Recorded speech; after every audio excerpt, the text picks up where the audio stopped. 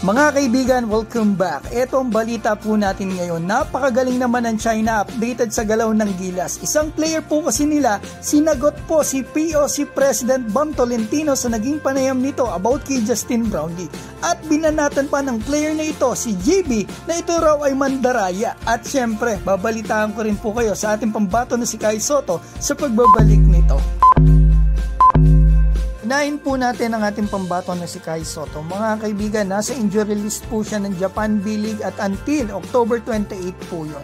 Ang expectation ng mga fans ay makakabalik agad ito after nyan. Unfortunately, according po sa source natin, hindi pa daw po ito agad makakalaro after ng October 28. Kasi ang projected na pagbalik talaga nito ay magsisimula po second week ng November. Yan po talaga ang pinakamaaga mga kaibigan, second week.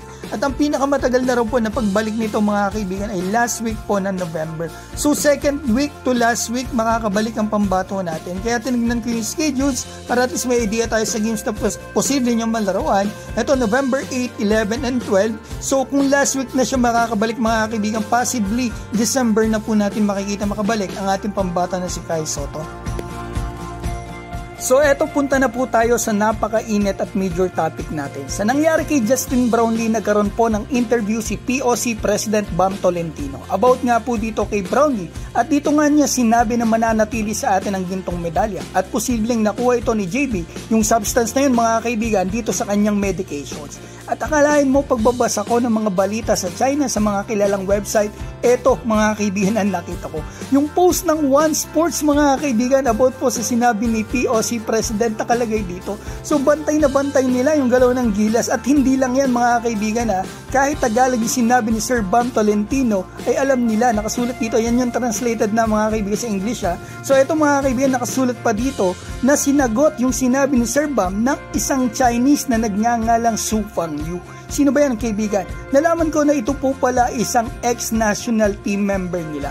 In short, player ito dati ng Chinese national team. Sagot nito sa sinabi ni Sir Bam, eto mga kaibigan ha. Ito yung English mula po ito sa Chinese mga kaibigan. So tatagalogin natin. Para sa akin mga kaibigan ha, i-correct nyo po ako kapag mali yung sinabi ko. Sa tingin daw niya, kahit panandaya ang atletang Pilipino, hindi daw dapat sila natalo pa dito dahil 20 na ang abante nila. Ito daw talaga hindi nararapat at kasalukuyang problema ng team nila. Pero kahit ano pa man daw ang pandaraya ni Brownlee, he is cheating. Nanloko o nandaya daw si Justin Brownlee. Kapag lumabas daw yung verification na tama yung resulta kay Brownlee, dapat daw itong parusahan.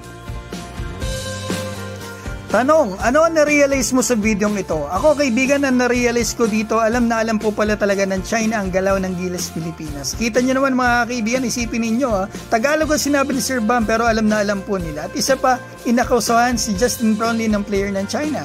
At eto palang player na ito mga kaibigan ay nasaksihan po ang dalawang pagkatalo ng China sa ating national team kasi ito po pala ay nandito sa Pilipinas noong FIBA World Cup.